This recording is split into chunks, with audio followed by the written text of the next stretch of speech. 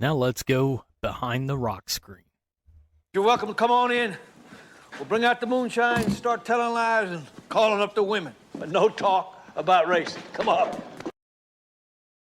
Aaron Fry. Aaron, thanks for coming on. Hey, thank you for having me. I appreciate this. So I want to start out that recently most of you out there saw that GLTS is announcing an open tire rule for 2026. They're going to allow American Racer for their 360 series.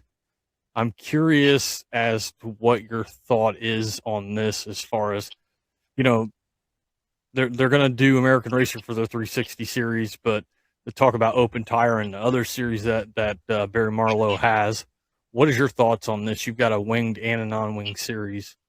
What do you think this move is going to have as far as effect on dirt track racing? It's something that people have talked about for the last several years, but the only thing I want to make clear, I was the last sprint car series in the Midwest that I'm aware of anyway, that was open tire. This was my ball series from 2011 through at least 2017. I think it was 18 when I got into the wing world. I was doing some wing races under the Boss banner, and we explored with doing the wings under the same thing, an open tire rule. And I approached American Racer about doing that with us, and they were pretty adamant not to open the tire rule up in the wing world because they said they wouldn't be able to keep up with the demand. And that was the same summer I had a little issue. I had drivers in my non-wing who could get a hold of American Racer tires and other drivers who could not buy them. They wouldn't bring a dealer to the racetrack. I couldn't be a dealer. They had dealers already around who were supposed to supply my drivers, but they wouldn't come to my races. And it became a problem. So I had to change the rule to where it said any commercially available tire. And then it got to the point they weren't commercially or readily available to my teams. So I went ahead and went to the four-corner Hoosier rule, and that helped us to grow our point fund. Our point fund for the Boss Series paid $3,000 to the champion at the end of each season back between 2011 and 2017. Now it pays $6,000 to win. We've doubled our point fund with Hoosier's help. So they literally pay half our point fund. That's interesting. I don't know a ton about American Racer. I've heard about American Racer. I did some research on it because I think it's interesting, especially here in our neck of the woods, with them kind of being introduced into the sprint car world once again. And then now the talk of open tire rules and stuff. And it seems like they've got some locations across the country. Pennsylvania, I think I saw, Michigan. I thought it was interesting because, I don't want to be biased, but I am. I grew up in Ohio. I live in Ohio. Love Ohio dirt track racing. There's nothing here in Ohio. So I thought that was kind of odd, especially if we're going to start running them and open up tire rules and series that run mostly in Ohio. I come from an era when I drove when there were no tire rules. We had Goodyear to choose from. We had American Racers. American Racer originally had a different name. They were called McCreary's. McCreary Tire, American Racer, whatever, and of course Hoosier. But the one thing I didn't bring up there a moment ago about the issues with opening a tire rule up, some racetracks, the surface, my home racetrack was called KC Raceway. It's now Atomic Speedway again. Atomic was known to be more conducive to the American Racer tire. So back in the day, even when it wasn't a required tire there, that was the preferred tire because the compound just worked on that dirt. Some racetracks run better for Hoosier. Some racetracks are better for American Racer. So if you have an open tire rule, let's just say you're it doesn't matter, wing or non-wing team, the minimum you can go to the racetrack with is your intended right rear to run plus a spare right rear. Now, instead of taking two right rears, you better take two Hoosiers and two American Racers. Oh, wait, it's open tire. That means you can have a hard tire or a soft tire. So you better take your tire you plan to run plus a spare, plus the soft version of that, plus a spare, plus you better take the American Racer MC2. And you know what? In case it slicks off and takes rubber, you better take an MC3. And if you're going to change that tire halfway through at a red flag situation, you better have a spare MC3. So do you want to take two tires right rears to the track, or do you want to take 8? You're going to take at least 4 to the track now if you're going to have an open tire rule. And now we'll get into left rears. How many left rear combinations do you want to have? So, and not only is it tires that you're going to have both of to be competitive, tires, you've also got to have those tires already mounted on wheels. Now you better have a ton of wheels. Now you're going to need a bigger trailer because you got to have room to haul that stuff. So opening the tire rule up sounds peachy to everyone, but those of us that have been through it, it's not what they think it is. Yeah, I've been able to talk to somebody already about it that kind of made the same point you made. It's like, well, that's great, but now I've got to have more tires, and they're cheaper, but still money. I guess, in this conversation, I've had a thought, because if you were gonna, let's say hypothetically that this could be a good thing down the road, how would you make the transition? Does that make sense the way I'm asking that?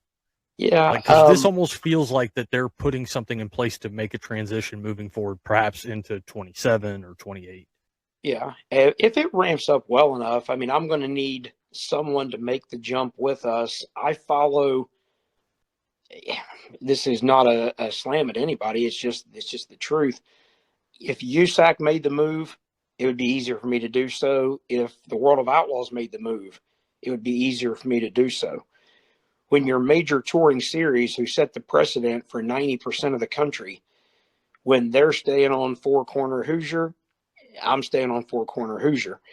If the day comes, if my drivers tell me enough that they want to open the tire rules up, it's tough. You need to listen to your race team. That's one thing I take pride in. I do listen to my race teams, but it's kind of like, sometimes it can be like a child telling you, what they want, and what's best for them. May not make them happy to hear it, but what's best for them. I have been in this industry my whole life, really. I started off just as a fan, but I've got a lot of years of experience in this now on the inside of the sport. And I just see a more expensive form of racing coming if we just open all this up. Here's a good example. Look at what happened with NASCAR. If anyone goes back far enough, they'll remember when Hoosier Tire was in NASCAR. They literally had what they called the tire wars, and it got dangerous for the race teams, for the drivers, because both companies were trying to outperform one another, and they were making tires dangerously fast, dangerous situation. They think the cost is going to be so much cheaper with the American racer. And I'll get to that in just a minute. But now if you have a tire war, are both companies going to try to outperform each other? Are they both going to drive the cost up? But I'm hearing from teams saying, and I love just the fact that everyone jumps on this, $100 a tire cheaper. The advertising that was showing that, they took a Hoosier dealer who was way overcharging for what they were selling out on the West Coast, is what got this started, saying they were $375 a tire for Hoosiers. I don't know who was trying to sell for that price. I sell my tires for $310 at the racetrack. Tax included, I think it comes to like $335 with tax included. So $310 is when I'm hearing that the American racers are $275. So you're looking at about $45 a tire difference, not $100 a tire. So that's one thing that needs to be cleared up. And I think that price, you pretty much have to pick them up in Pennsylvania. I have no dealers within 100 miles of my shop, and I live in Chillicothe, Ohio. I don't know how many Ohio teams would be able to get them. It might make sense for the non-wing world. The other two series that are doing this, GLTS and ASCT, are both non-wing series. I think the 360s, that's a whole different ball game. They were on their own tire anyway. But for the wing 410 world, I really think it'd be difficult to make that jump. Yeah, that's an interesting way you put it. Because the amount difference is not that big. I looked into that, and I agree with you on that. Yeah. I guess if you were able to transition completely, then that adds up, right? But yeah, I don't know. There's always going to be something new every year, every other year, where somebody's going to try something and see, if anything sticks to the wall or not. It'll be interesting to see how American Racer performs in 2026 and how teams handle that. I'll be watching closer than anyone else as to how things go. I'll be curious to see if, and I'll be asking some of those teams. These are teams that don't even run with me, what if they had any trouble getting the tires they needed, when they needed them. That was the problem we had with Boss 10 years ago. Is I remember some specific nights. Like I said, I think it was at Fremont Speedway. My top 3 finishers, 1, 2, 3, were on 4-corner American Racers. That track, like Atomic, was just more conducive to the American Racer rubber.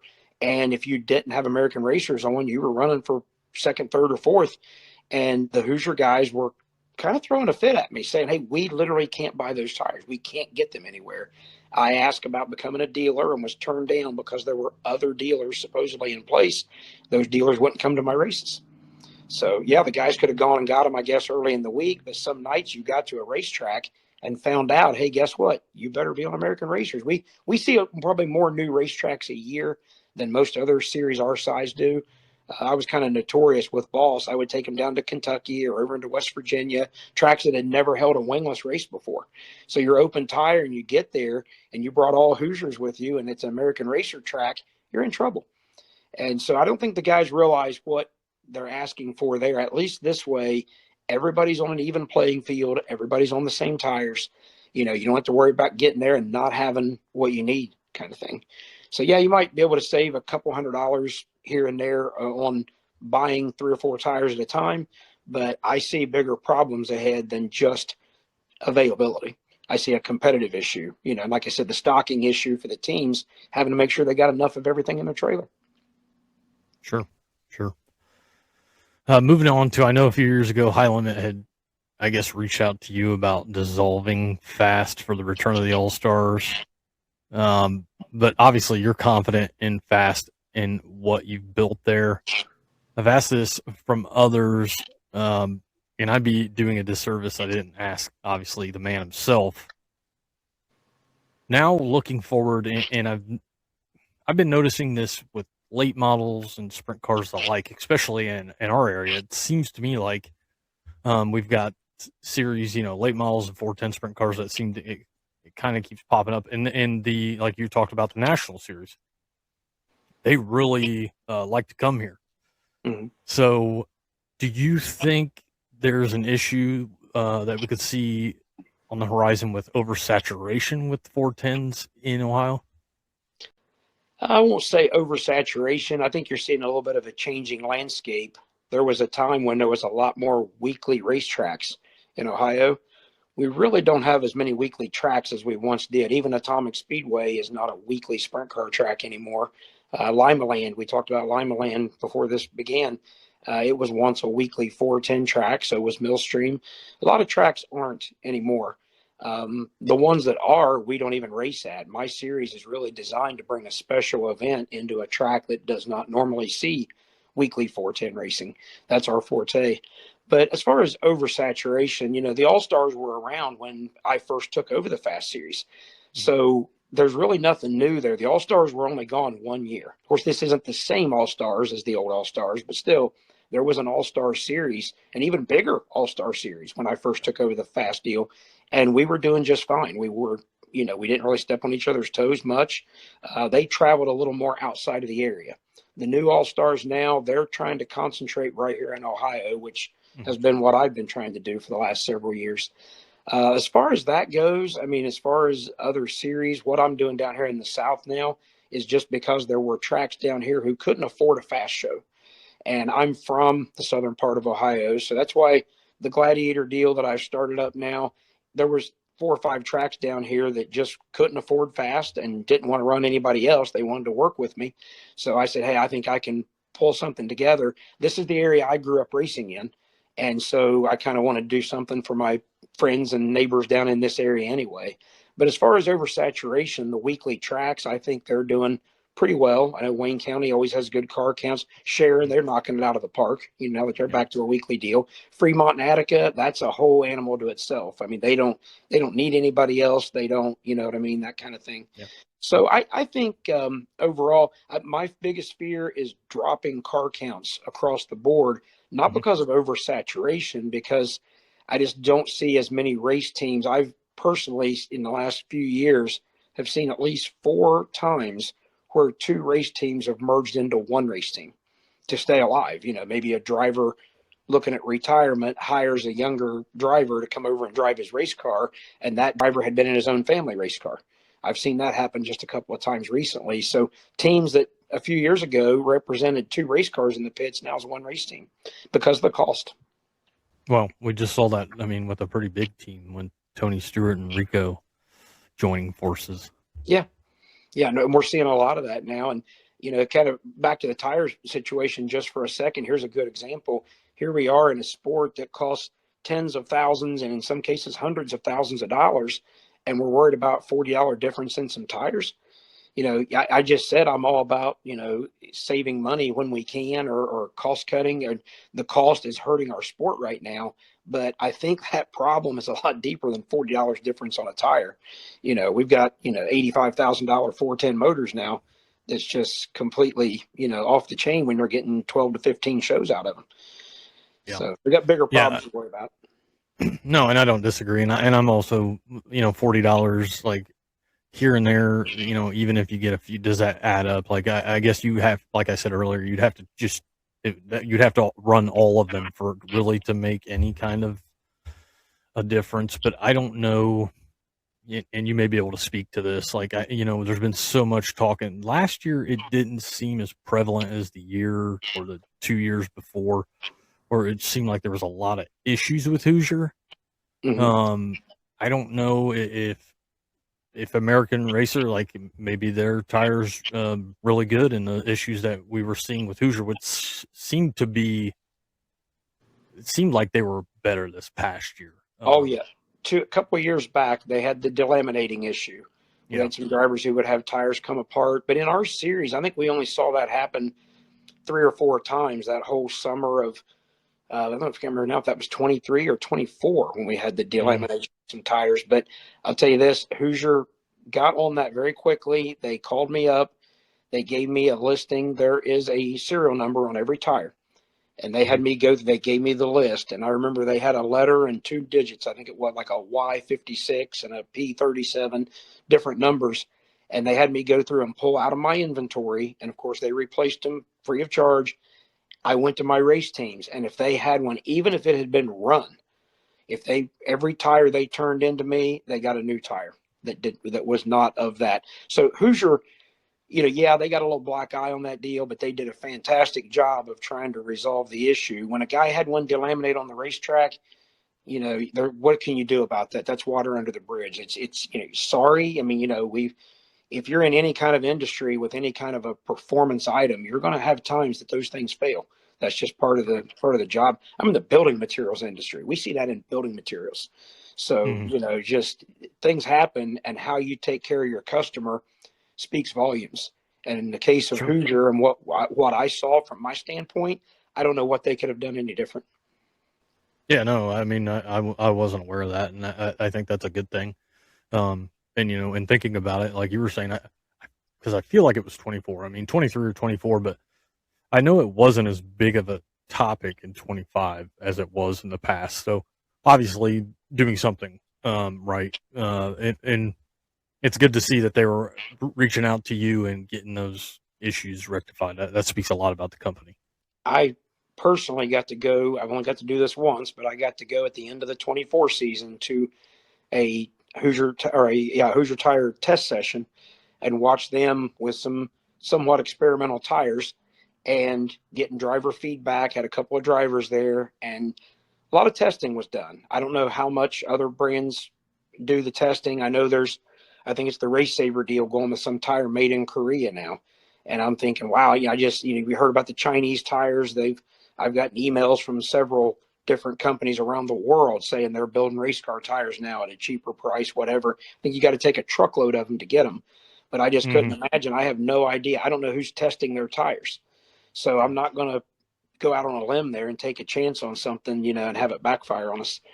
But that brings up another point, though. And again, I hate to keep going back to that tire debacle, but here's something else I ran into that I don't think these other 2 series that are planning to go open tire, I hope they're ready for this. I had a driver show up, and his tire was a Hoosier, but it was a serial number we had never seen before. It's open tire, right? You can run whatever. Come to find out, they were a test tire for Hoosier, an experimental tire. He was the only driver who had them, and probably the only driver who could have had them. Somehow they get mixed into his rotation. He wins a feature with me one night. I had drivers throwing a fit, and there again, it goes back to commercially available is what our rule had to go to. If it was a tire that the other rest of the field couldn't buy, you couldn't run that tire. That becomes very hard to police.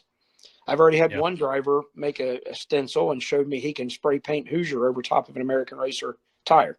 So these guys will try about anything and see what they can get away with. So, and then I got to have more manpower to police it.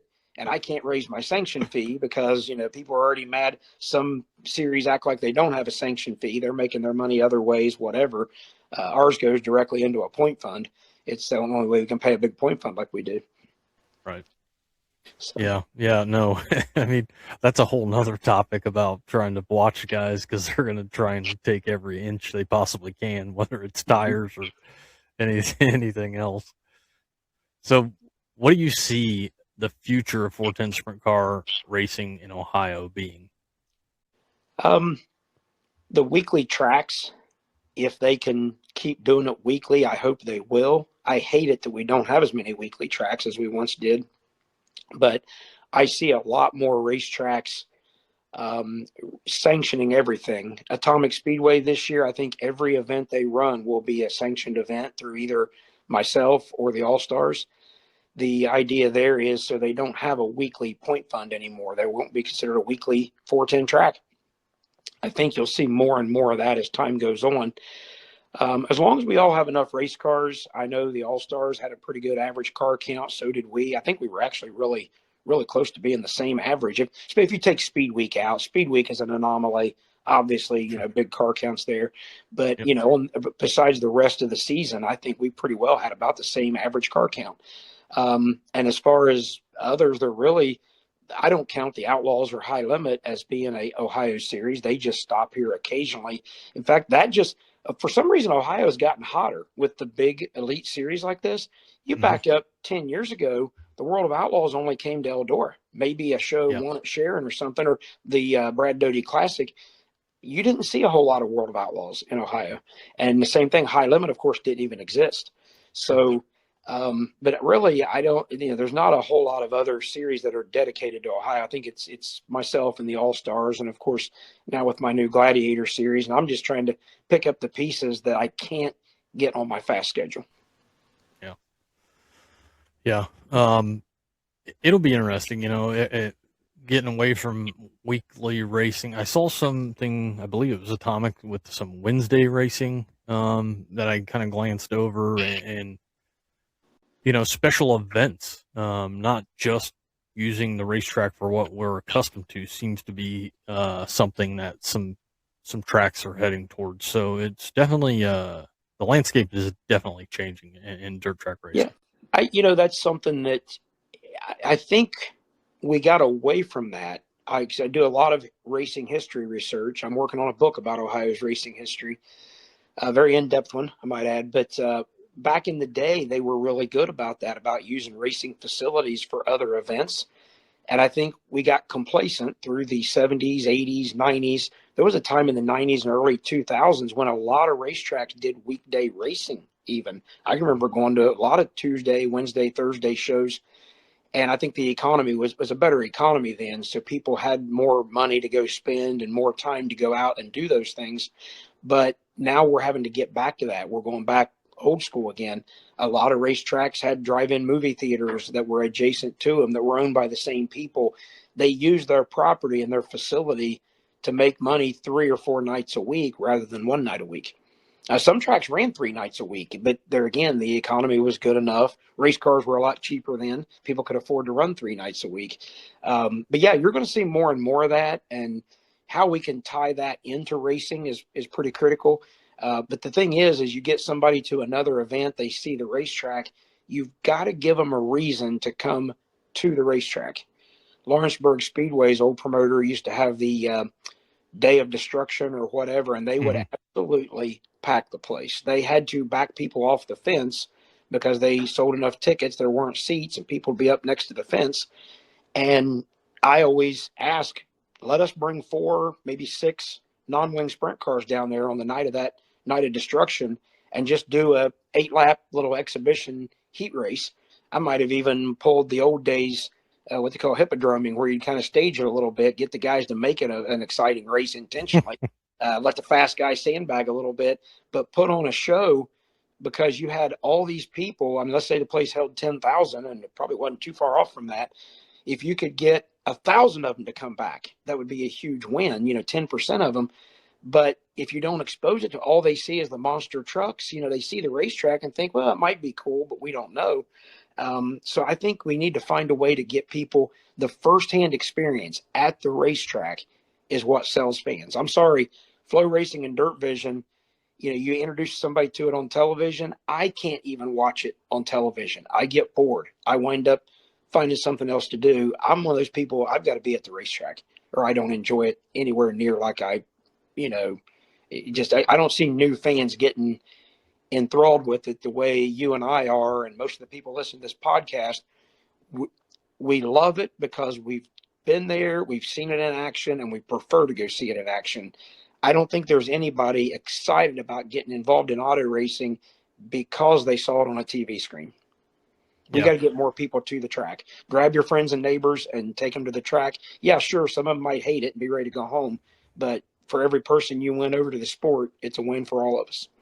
Well, and it depends on what you make it. I mean, we could take this so many different directions. Like, I don't know about you, but there's something badass about a car that weighs 1,400 pounds that's got a 900 horsepower, probably pushing 1,000 now, 900 horsepower motor flying around the track. You get straight, especially at Eldora. I mean, I don't know, straight away, probably 135. Oh, probably at least, yeah. And you undersold it a little bit. Keep in mind that race car probably only weighs about 1,200 pounds. It's the driver that adds it to 1,400 pounds. Yeah. Yeah. And when I took a car down to Beckley, West Virginia one time, those folks down there hadn't seen sprint cars. I was still in my driving days, and I parked next to a bunch of street stock guys. I was kind of late getting there, so I pull in over in another little area. And the first thing one of the guys did was he walked over and he looked down in the cockpit of my race car. He looked back at me, and he looked down in the cockpit again like he was just amazed. And what it was the drive shaft running between your ankles. He looked back at me, and he dropped the F-bomb, and he said, "You're effing nuts," and just turned around and walked off. That was his introduction to a sprint car. So, yeah, it's pretty funny to see people's reaction when they see what you're really strapping yourself into. Yeah, this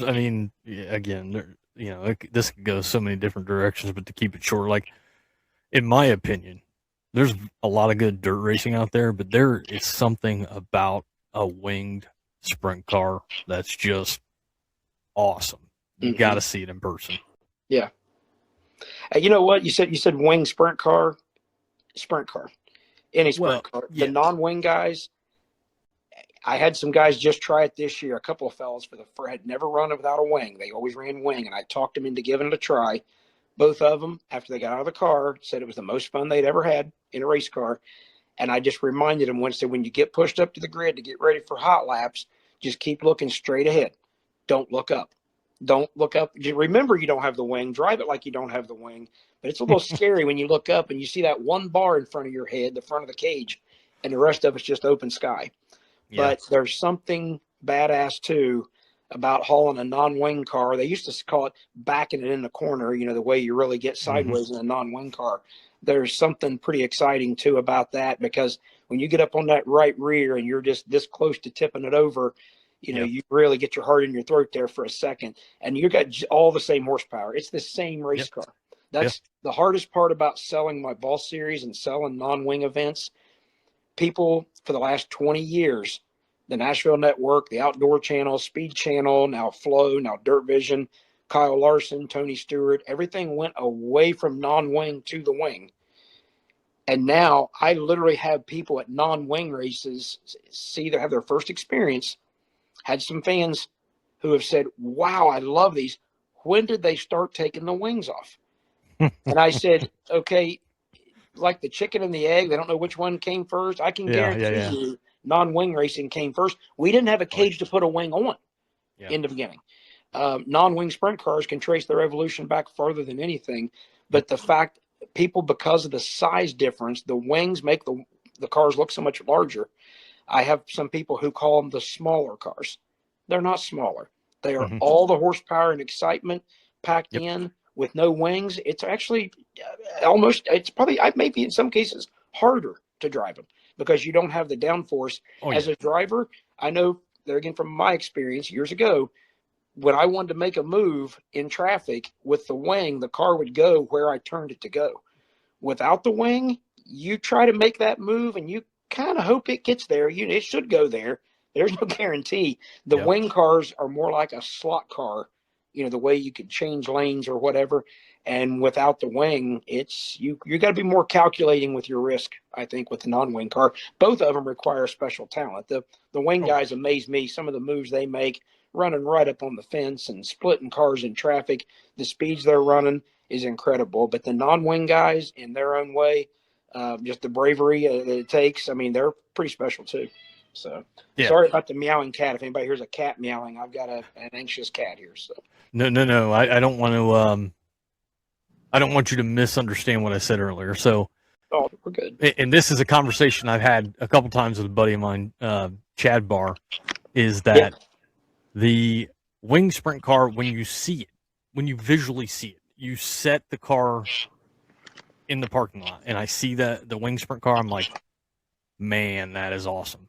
Now, I will tell you, the non-wing sprint car racing is awesome because you get those guys out there, and you're going to get some good racing.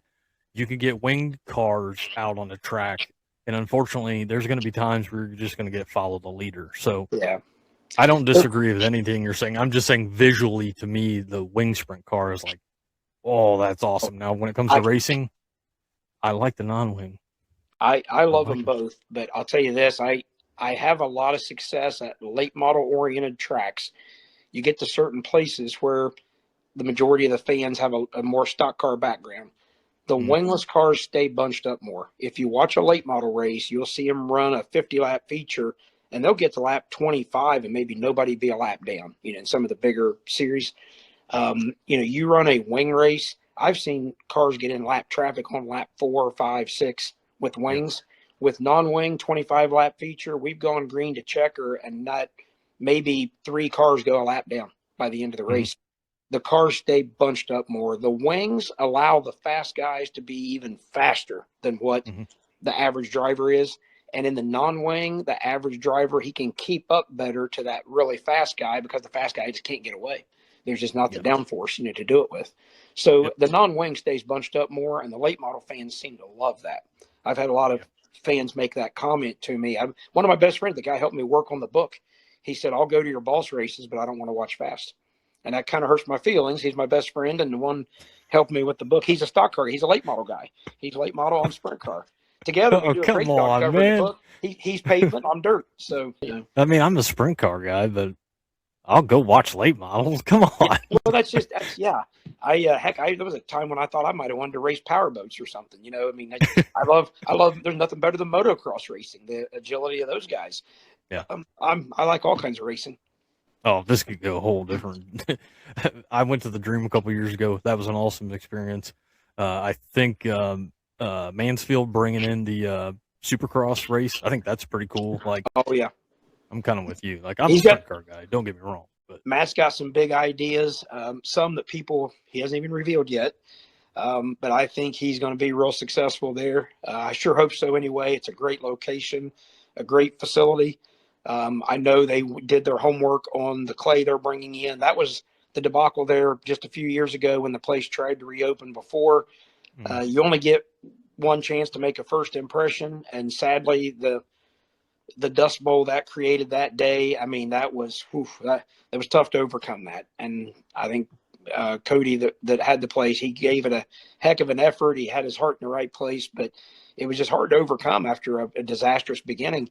I think this time, you'll see things go a lot smoother. Good. That's good to hear. That's good to hear. So we've talked a lot about racing, but we haven't talked about how you got into racing. So get us up to speed. How did Aaron Fry get into racing? I'll keep this short. I tend to talk too much, and I know that, but I was just a situation. My parents, they had met, dating. They don't think they were quite married yet, maybe. But my mother's first cousin was a seasoned race fan, went to a track called Southern Ohio Raceway. on my Ohio and West Virginia racing history page. I post a lot of pictures from there back in the day because that's the track I grew up at. He talked them into going to the races one night. They liked it pretty well, went back. Next thing you know, we're hitting a few other tracks around the area.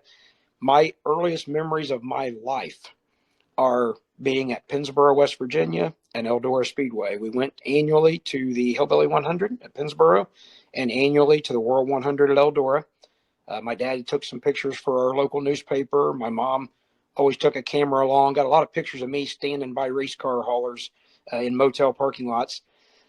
So I grew up around it as a race fan and told my mom and dad I was going to be a racer someday. I think they kind of laughed at me and shrugged it off, whatever. Age of 12, I got a newspaper route. Age of 13, I got a lawnmower. It wasn't nothing for me to be cutting 15 lawns during the week and delivering newspapers every day, saved up money, bought a racing go-kart.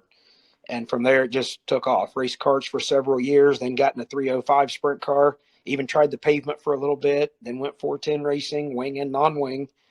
And then here I am. And like I said, another series tried to run non-wing back in 2009, 2010. Didn't go very well at all for them. And I was wanting a non-wing home, and I couldn't afford to go USAC racing. That's how I got in the promotional side. I really wasn't done yet as a driver. I cut my own driving career short by a few years just because I believed in the Boss series so much. There was a niche market waiting for Boss, and I filled that gap, and it took off. The Fast series, like I said, I was just wanting something between local racing and the All-Stars, and I started running the wings under the Boss name. And then Rich Farmer at the time was looking to get out of racing. He let Fremont Speedway go back to the Fair Board, and he called me up. And to make it clear, I make this very clear to everyone, he gave me the Fast name. He didn't give me a series. He gave me a name. I take the first three tracks we went to were Montpelier, Indiana, Gas City, Indiana, and Atomic Speedway. Before I got the Fast name, we were going all over the place as it was. But I got the Fast name from him, and Rich's business was the only one of the sponsors that bothered to stay with me. We've had to pick up all of our own, new items through the years. So you talked about it. You're the founder of the Boss series, and you're now in control of the Fast series. And in 2025, the Gladiator Sprint series started up. So how in the world did you figure out a way to add more time to the day? I know you got a job on the side and you're running all these series. How in the world did you manage this? 20 years ago, my building material business, even 10 years ago, my building material business was much larger. I got it to the point I supply material to contractors building homes or renovating homes. I'm not open to the public, so that helps a little bit. The desk I'm sitting at now, I do a lot of my racing business. I also do most of my building material business here. But there was a time when I had between 40 and 50 contractors who fairly routinely would call me ordering kitchen cabinets. I had a flooring crew that would go install floors. In 25 years' time, obviously you're going to lose some of those guys. Some of them have passed away. Some of them have closed their business and moved on. Over the last 6-7 years, I haven't gone out and looked for the new business. So my building material business slowly has been cut in half. So I've sacrificed some of that for the racing business. And that gets tough because there's not the money. People think promoters are making money, or I've heard the comment, if the promoters weren't just sticking all the Hoosier Tire money in their pocket. Well, I wish. My pockets are pretty daggone thin, I can tell you that. It's not near what people think it is being a race promoter. We do this because we love it. People think Rich Farmer and I hate each other. We don't hate each other. You know what? Rich is not making any money either. I'm not either. We're not making money doing this. We do it because we love it. We love sprint car racing. If you're in this sport for any other reason other than loving sprint car racing, you're in the wrong sport. There's other places to go make better money. I can guarantee that. Yeah. So kind of to piggyback off my last question, how much time goes into setting up your schedule for the season? You've got 3 series, you've got different tracks. I know you kind of try to get some of them to stick around where you're at, so that obviously would help, right? But how much time goes into that? I'm already working on 2027. Would you believe that? Our 2026 schedules are out. For the Gladiator series isn't quite yet. I've got 2 tracks that notorious for putting their schedules out in February or March even. And I'm kind of catering to them, trying to get them to make a move here, and let's get the schedule out. Most of the drivers that have contacted me, they kind of know the gist of it. Atomic and Ohio Valley have already put their dates out. So has Musk Kingdom. But I've already laid the groundwork. I've already had 3 tracks that I've contacted, or actually 2 of the 3 reached out to me first, asking about dates for this year that I just can't get to. But I'm already laying the groundwork. Hey, keep an eye on us, what we're doing. You know, I want to come down and see your racetrack. I try to get to every track and visit it before we get there. The last thing you want to do is get 25 race teams to make a trip to somewhere in Kentucky and then find out, you know, there's a pond outside turn 1 and no catch fence. I can't have a driver upside down in the pond out there. We went to Richmond, Kentucky, and had a situation with my ball series where we launched 2 cars out of the end of the racetrack in turn 1 and 2. Certain times of the year, there was a big pond of water that would lay off turn 1. Thank goodness there wasn't, and we wouldn't have run had that been the case. Mm-hmm. But, you know, you just have to know those things before you get to a facility. So I'm already, some of our off nights, and I don't have many, but some of our off nights this year and Friday nights, I'll be stopping to visit some new facilities. Like I said before, I've taken pride, especially with Boss. We probably have visited more new facilities than any series our size, maybe in the whole country. And we still do that. I like going to new venues and getting the reaction from the crowd. And generally, most people like what they see when we come into these new racetracks. Sometimes the promoter, you know, let's say you only get 500 fans out for a show. The promoter obviously lost money. Well, the 500 fans that were there loved it. Sometimes the promoters don't want to have us back because they said it only drew 500. Well, the problem was, it was the first time anybody had seen non-wing sprint cars. Yeah. It's happened in Kentucky a couple of times. The people who were there, they were definitely coming back. We just had to get them to get the word out how much they enjoyed it. But it's just sprint cars in Kentucky in general haven't mixed well through the years. Yeah, it's you know, it's definitely one of those things you get down there, you start getting into the South, I would say, and to me, when you think of dirt racing in the South, you're typically looking at fender cars, right? So. Yeah. Well, we hear the complaint that it takes too long to push them off. Well, what happens is a promoter maybe would try to run his own unsanctioned deal, or some series would go in there and wouldn't be adequately prepared and would only have maybe 1 or 2 push trucks. Well, the fans get upset when you're pushing off 20 cars for an A main. You really shouldn't use quads to push off sprint cars. I saw it happen personally at Lawrenceburg Speedway, the little quarter mile around 2001, 2002. I'm sitting in the chute waiting to get pushed. The guy next to me gets pushed off by a quad. The quad's front bumper got over the bar coming off the back spud of the sprint car rear bumper. And I watched the guy furiously jerking on the 4-wheeler as the sprint car was cracking to life. He knew what was coming and bailed off that 4-wheeler. The sprint car driver gassed it up. His 4-wheeler probably flipped around 20 times the length of the front stretch at Lawrenceburg Speedway. Had the man been on it, it might have killed him. And so I learned that lesson firsthand, and I still to this day see people pushing off with a quad. And I don't understand it. But if, you know, you go to a track and you have 1 push truck and it takes, you know, 6-7 minutes to push off a sprint car field, yeah, the fans get pretty aggravated with it. I tell tracks I need a minimum of 4 push trucks and at least 1 spare. So I want 5 push trucks, so 4 are running. If you have 1 breakdown, you've still got 4. We scatter them around the racetrack, so when a truck pushes a guy down the front straightaway and it starts, he can dive to the bottom of turn 2, pick up the next car, get it started by turn 3, dive to the bottom of 3 and 4. A good push truck may be able to push off 3 cars in 1 lap around the racetrack. So if you do it right, it doesn't take that long. And my selling point to the stock car tracks is, for every yellow flag we have, you'll have 4 or 5 in your stock car divisions. We had, I think it was just last year, that almost 50% of my non-wing races went green to checkered. We have really good luck with that. And the same thing with the wing cars. They do a great job too. So I'll take our pushing off sprint car. The time that takes is a pretty daggone good trade-off for the less amount of caution flags that we have, the lower amount. That's interesting. Some things I hadn't thought of. And, you know, you kind of touched on, it sounds to me like one of the major considerations that you have when you're setting up your schedule is the facility itself, just making sure it's going to be safe for the drivers. And that is paramount, in my opinion. Yeah, you can always make a facility safer. At some point, you just kind of draw the line, but there's some places that just shouldn't have sprint cars. I've been some places that shouldn't even have late models or modifieds, let alone sprint cars.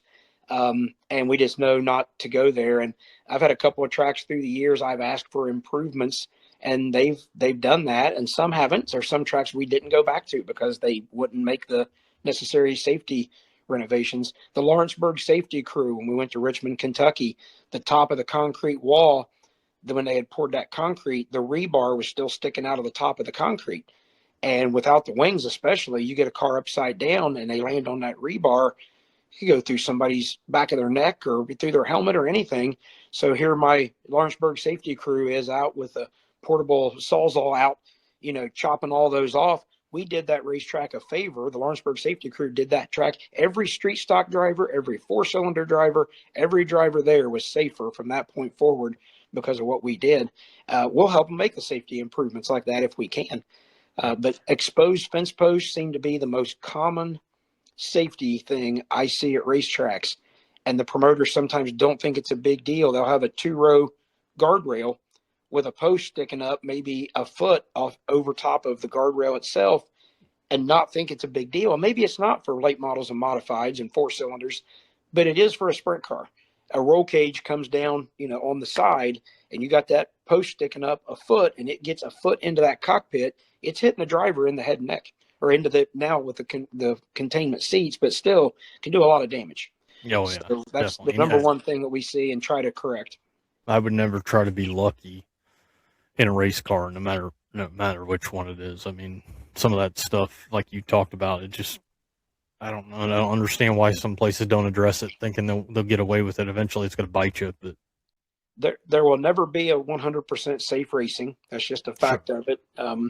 We lost, unfortunately, one of our regular boss competitors when Justin Owen was killed down at Lawrenceburg. And as bad as I hated to watch that crash, I watched it repeatedly because I wanted to learn from it. That's the most important thing, is we have to learn from our lessons through history. And there are some, that one was simply unsurvivable, the way that happened. And so it'll never be completely safe, but I think each of us promoters, track promoters, series promoters, even drivers, I know the drivers' moms and dads probably would take it really serious, but I think it needs to be an open dialogue at all times. If someone sees an issue at a racetrack, I hope they come to me and say, hey, Aaron, see that grader sitting down there off of turn 2? That needs to be moved. Come tell me these things. I can't see everything. I try to, but there's a lot going on. I'm trying to make sure my girls have got change in a souvenir trailer, trying to make sure nobody's stealing tires out of the back of the truck. Oh, did that lineup get posted? I got to hurry and get to the tower. We're ready for hot laps. There's so much going on. I can't see it all. And I appreciate the people who do come to me. I had one driver, he's become a really good friend of mine. 5 years ago, I'm going to choke him to death a couple of times when he realized he could come to me and address issues, and I would listen and make things right or correct things. He got to the point he calmed down, and we would have these dialogues. Now he's one of my best friends. I call him with advice when I've got an issue. So it's like I said, I'm easy to approach, even for the race fans. If you got ideas or suggestions, I'm welcome to hear them. Oh, that's awesome to hear. Like you talked, it'll never be 100% safe, but we can do our best to try and make it as safe as we possibly can. If it's ever 100% safe, I don't think it would even be special anymore. There's still something, part of the ticket sales, I think, is still driven by the fact that these drivers are doing things that not just anybody would go do. I mean, if it's going to make it 100% safe where nobody got hurt or, God forbid, killed, I don't know if it would be special anymore. Would people care anymore? That's part of the allure to me when I was a kid. I grew up in the era of the late 70s, early 80s, when unfortunately drivers, we lost them pretty often. And something about the bravado of those guys drove me to want to be a race car driver. Jim Dunn was one of my first stock car heroes, and he burned to death in a crash down in Paducah, Kentucky. And that's when I first started keeping Mid-American Auto Racing news. I got a huge collection of them now, and I've collected all the old ones. But that really struck me as a kid. But the bravery of the drivers is part of what sells the tickets. So I don't think it ever will be completely safe. I don't think we ever really want it to get to that point, but I think we owe it to ourselves to always make it better. Always look for, it's like the search, or they call it the Holy Grail or whatever, the search for the big prize, Yeah. to make it as safe as we can, but it never will be. And probably a good thing for the sport that, that still sells tickets, that we do something that Sure. not just anybody would do. Sure, definitely. Is there anything about operating a series for you that's either become easier or more difficult through your experience? Easier is the fact that now that I'm established, when I got started, I had trouble gaining the trust, sometimes from track promoters who had been doing it longer than I had a series. Maybe they didn't trust the fact that I had been a driver, car owner, worked at racetracks before. I had a lot of experience under my belt, even had leased a racetrack one time. I kind of knew what I was doing, but they didn't believe in me. Now, all these years later, with all the experience under my belt, they know when I come in, I've got a pretty good handle on things. So that's made that part of it easier. And I don't stress as much like leading up to a race. I used to have trouble sleeping the night before a race, more so as a promoter than I ever did as a driver, because I was just nervous of how the night would go. Now, I mean, it's like if somebody called me right now and said, hey, hurry and get over here and run this show tonight. Okay, I'll be there in 10 minutes, put my shoes on. Not a big deal. You just go do it. It's natural now. So it's gotten easier in that respect.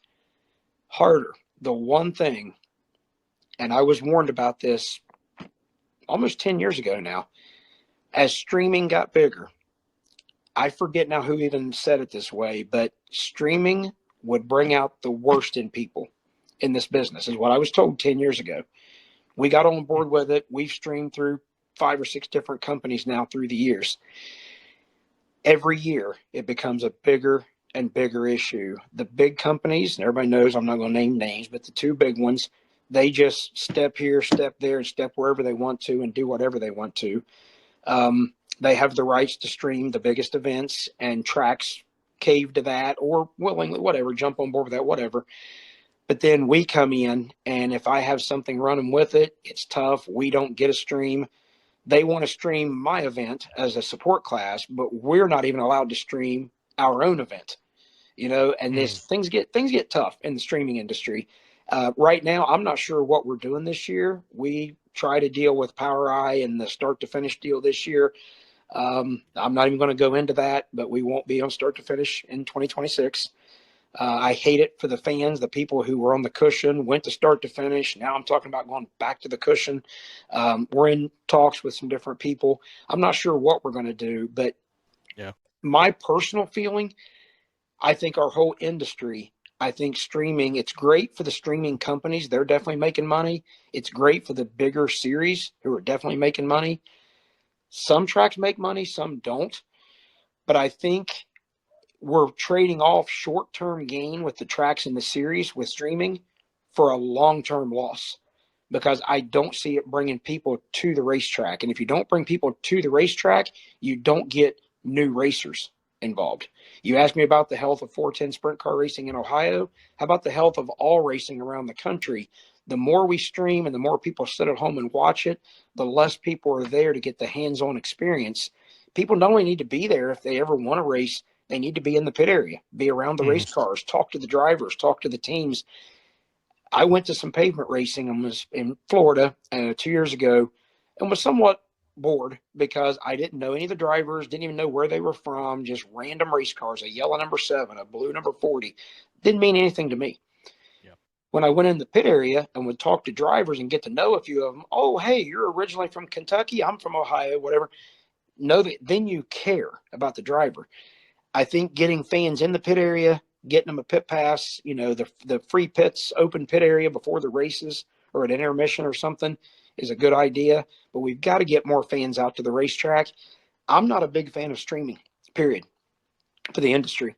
But it's one of those things, it's important for our race teams so their sponsors can get the exposure, and our sponsors.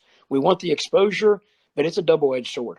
So what we're trading off short-term gain right now for possible long-term ramifications that could hurt our sport. Yeah.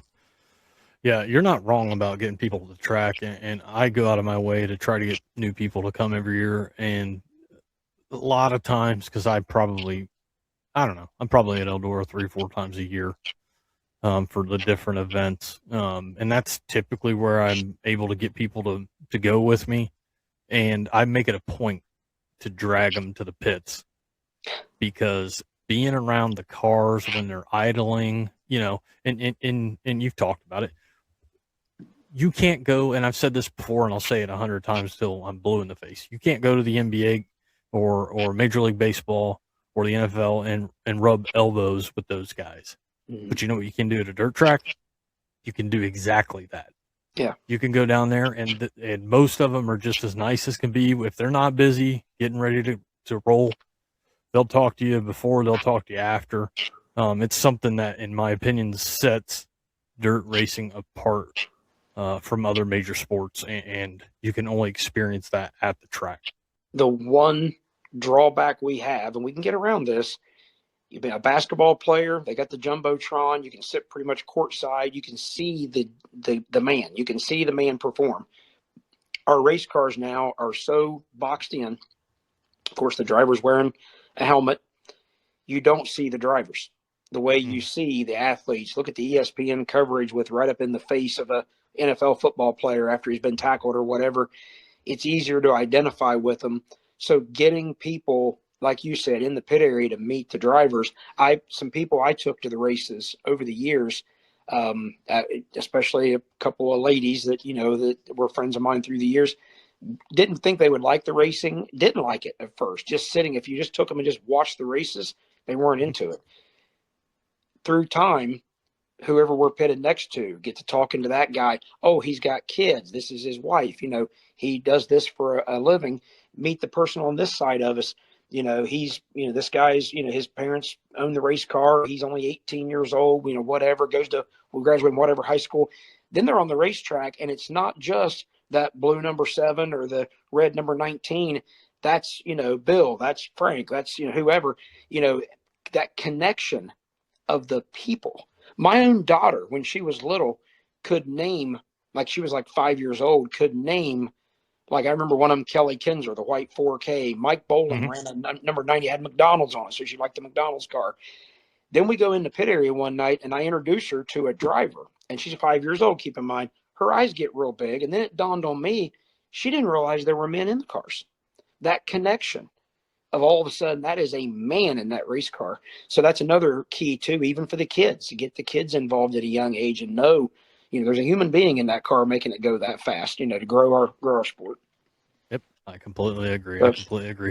Yeah. So as a series director, promoter, you wear a bunch of hats. We talked about it beforehand. What does a night like at the track look like for you? I'm usually the first one there. Try to stop and get a good lunch along the way, and try to eat something not too heavy on your stomach. You don't want to eat something real greasy and get there, and especially on a July day, and get there in the heat. But we get there before anybody else. I get my souvenir trailer set up, over on the grandstand side. Try to get over in the pit area, put our little pop-up tent up, get a table out, all before our pit gates even open. Then they come rolling in, and pretty much immediately you got people ready to sign in. It'd be nice if everybody came as soon as they pulled in the pit area. Inevitably, we're calling for a driver's meeting and trying to make sure that there's 28 cars in the pits. Do we have 28 guys on the pill draw sheet? Nope, we're missing one. Who didn't sign in? That kind of thing. Then you're flustered and forget if you do make a cheat sheet for a driver's meeting, it's in the truck. And here I am, like I said earlier, winging it, just giving a driver's meeting without, I'm bad about that. But then once we get through that, I've got a couple of staff members that help me tremendously. I've got a guy checks tires and wings and wicker bills and things over in the pit chute. We usually do that during qualifying. I got a young lady that does the social media, and she does a great job getting lineups posted so the people at home can try to follow along. We may even try to shoot some YouTube live stuff this year just to try to help out. If we don't get a full streaming deal, we may have certain events streamed and others not. But for me, once we get through the driver's meeting, I go to the tower. I race direct all my shows. I even try to always do hot laps myself.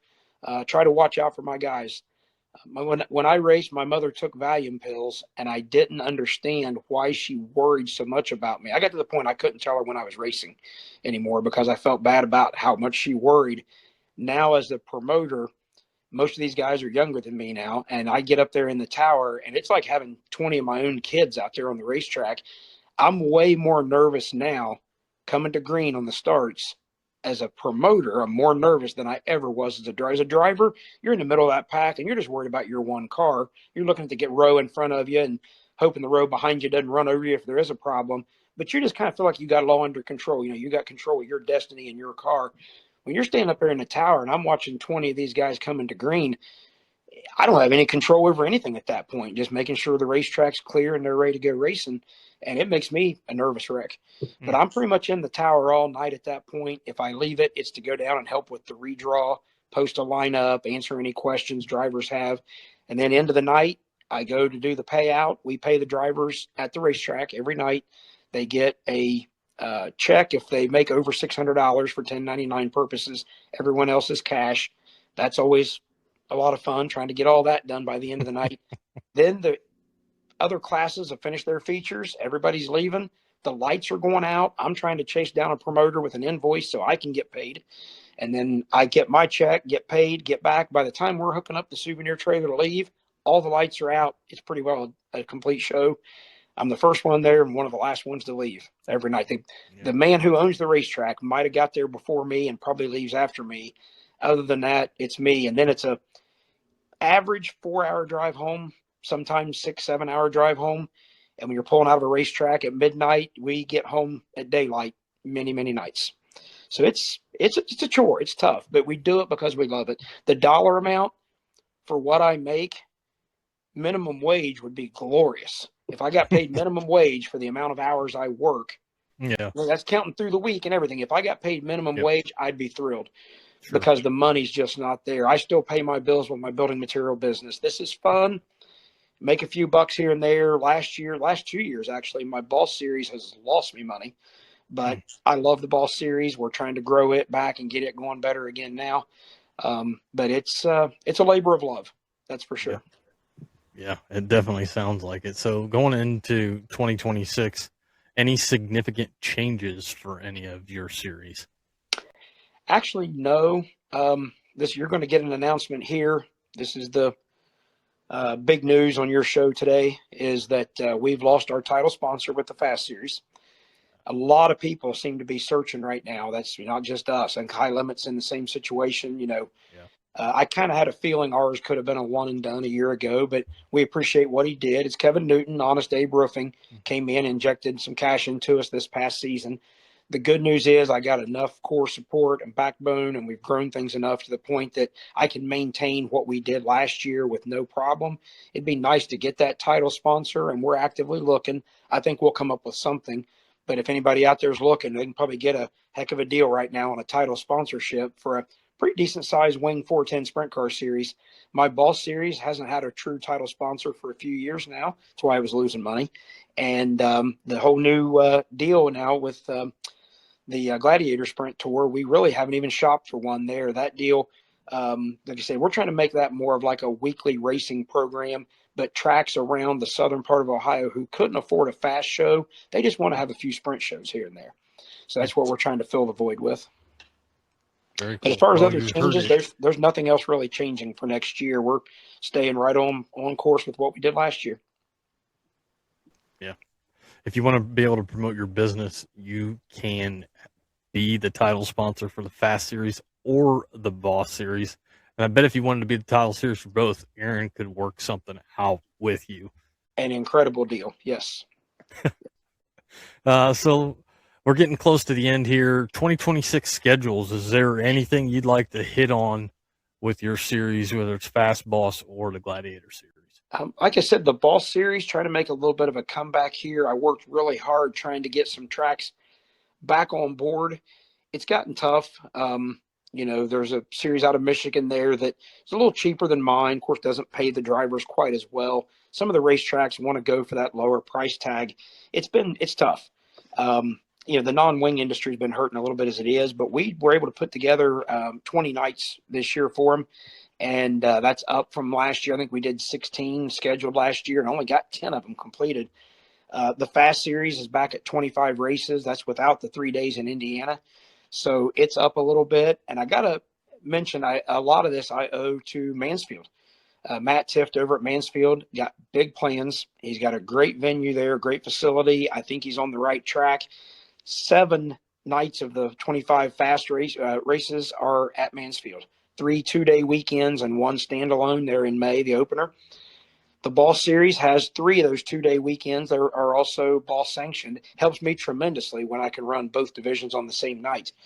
Trying to put on 60 shows through the summer with only 30 available weekends, it gets really, really tough. I don't know if there's 30 available weekends. I was throwing a number out there, maybe 25, but it gets tough to put on 60 shows. So that helps when I can do them both on the same night. But we got some great facilities, on both. Pittsburgh, we open up with a big race there at Pittsburgh, and then they're paying $10,000 to win in July at Pittsburgh. We've got $10,000 to win at Mansfield. We've got $7,000 to win at Tri-City. Several $5,000 to win shows at Mansfield, $5,000 to win at West Virginia Motor. I hope I'm not leaving anybody off. We've got a bunch of $2,500 to win. That's up from the normal $2,000 with Boss. Trying to grow them both to the best we can, but like I said, a little bit tough after losing a title sponsor. But we'll be fine. We'll get through the year. I've never gone backwards in point payout or purse money. All we've ever done, this will be my 16th year now, is everything has climbed the ladder. Yeah, we're staying stagnant for a year. We're not increasing for 2026, but we're not taking a step backwards either.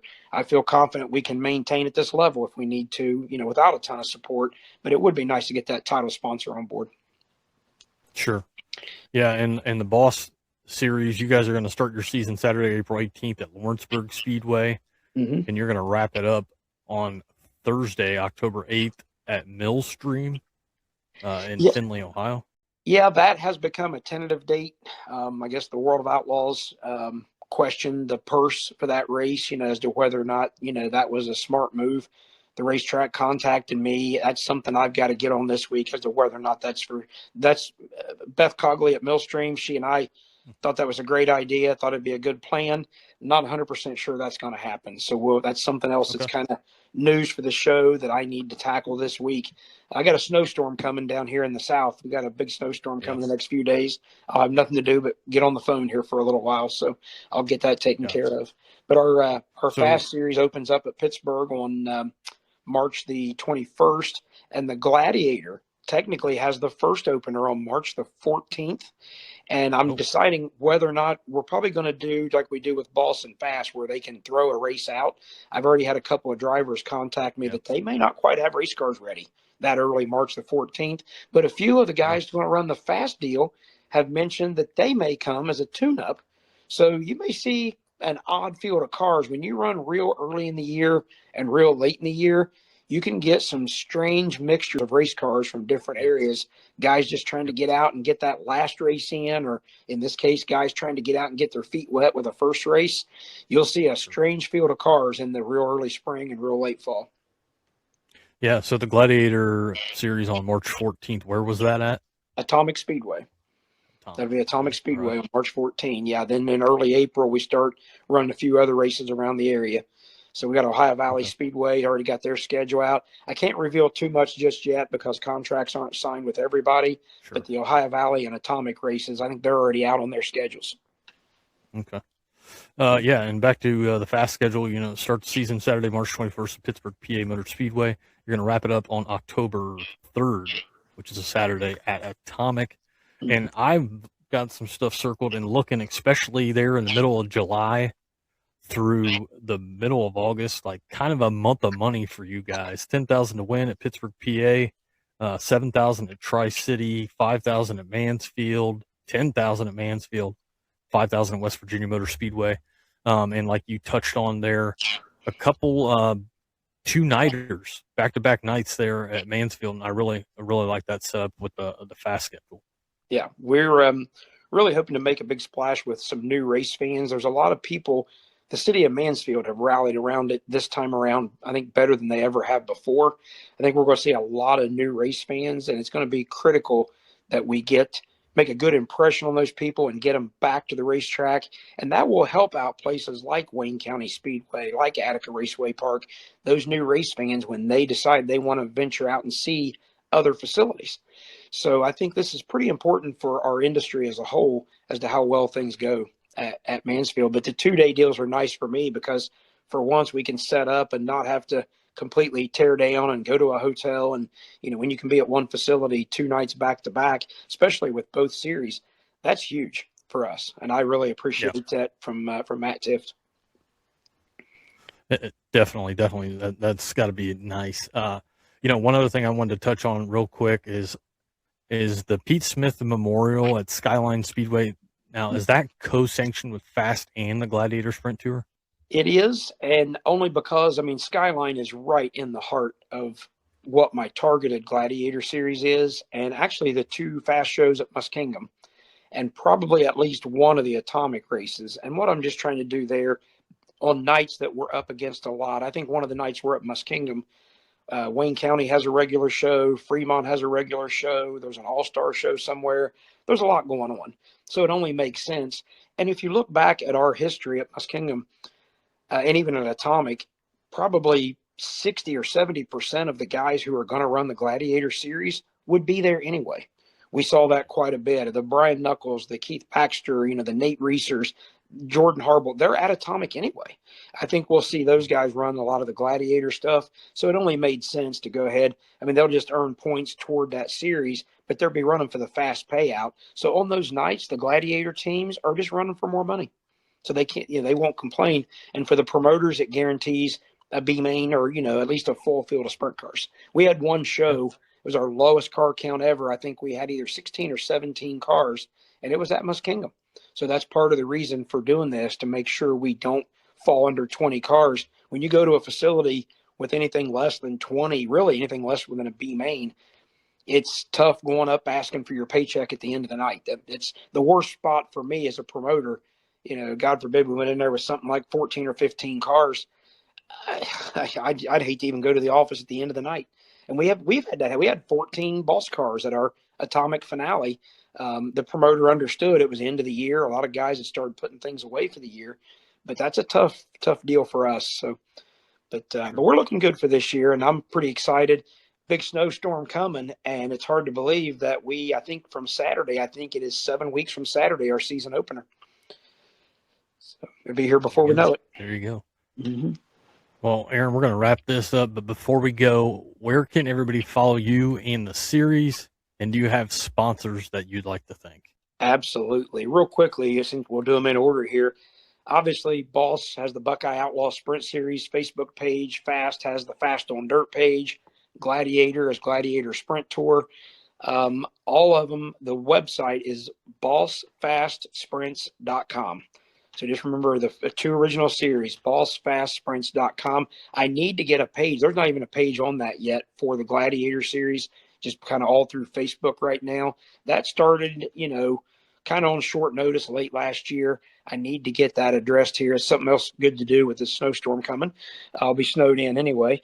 But as far as other things, though, I also have a page online. If anybody's into the history stuff, it's Ohio and West Virginia Racing History on Facebook. I do a lot of work with that. I try to tie in the tracks we race at. I cover all tracks, even the tracks that don't run with me, even the pavement tracks. We try to cover all racing history. I'm working on a book. If you're into racing history, like I said, Ohio and West Virginia Racing History on Facebook. Sponsors. TI-22 and MPD have been fantastic for several years. They don't do as much with us as what they did in the past, but they're still with us. They're still presenting sponsors, with our series. The Patriot Capital Financial, JLT Enterprises, and All Pro Cylinder Heads are heat race sponsors with the Fast Series. Shane Helms Construction out of Findlay, fantastic guy. He sponsored our Hard Luck and Hard Charger awards both last year. On the Boss side, Poske's Performance Parts out of Parkersburg, West Virginia, has been key help. Briscoe Run Land Surveying, they're a big partner with the new Gladiator series. And I cannot go without mentioning Hoosier Tire. Like I said, people, I don't know about the other promoters, but that Hoosier Tire money goes directly into our point fund. That's why we were able to pay out, I think total between the two series this year was $65,000, something like that. Almost half of that money came from Hoosier Tire. So we get a kickback from Hoosier Tire, and I take it in this side and right out to the teams on the other side. So my building material business, I took a strategy at one point of showing customers my cost and then asking them what price they felt comfortable paying. And believe it or not, they would pay me more than what I was originally going to charge them. They didn't believe what little bit of money I made.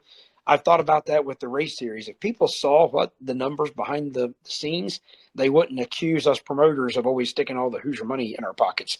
It doesn't work like that. So we got to offer enough to be competitive, offer enough to be fair to the teams, and you try to make enough money to cover your fuel up and down the highway. And, hopefully by the end of the year, if we break even, it's like, hooray, I broke even. I don't have to take money out of my building material business to fund this thing. There you go. And that has happened in the past. There has been years where I funded it out of my pocket, basically. So if we get to the end of the year and there's $500 left in the account, that's a good win for us. There you go. Well, Aaron Fry, I've taken a lot of your time. I really appreciate you coming on. Aaron Fry, promoter of Fast Boss and the Gladiator Sprint Series. Thanks for coming on. Thank you for having me. Y'all have a great night. Guys, this is Josh with the Dirt Court Jesters Podcast, and we hope to see you at the track.